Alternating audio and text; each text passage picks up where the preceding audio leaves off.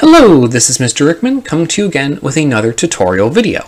This time I want to talk about using Google Slides to create a video thumbnail for YouTube. So, say you have a video that you're uploading, right? I have this video, quick and easy teacher videos using Flipgrid that I'm uploading right now, right? It's also actually working on processing. So I want to have a nice custom thumbnail so that when people go and search for this video and they find it, that it actually looks a little nice. So that it doesn't look like just like a screenshot from the video itself. So what I'm going to do is I'm going to go into Google Slides here and I'm going to actually go in and make a video, right? So I actually already have mine right here.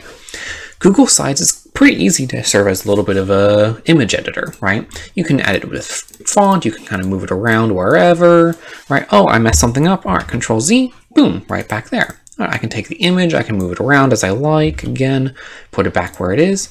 Once I've made this and I'm ready to go and actually save it as an image to upload to YouTube, you just make sure you're selecting the actual slide you want, click File, Download, and then I like to save them as a PNG. You can save it as a JPEG as well if you want. Right, I'm just going to save it as tutorial video title card.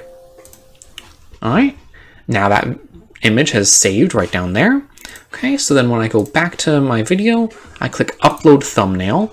I go back to where I saved it, tutorial video title card. I open it up, and there we go. Now I have a nice little thumbnail, right?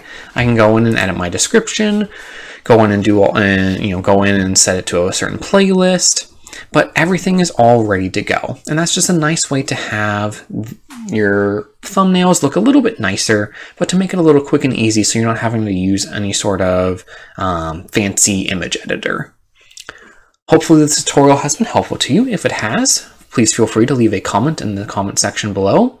Thank you very much for your time. Have a wonderful day, stay safe out there, and as always, don't get arrested.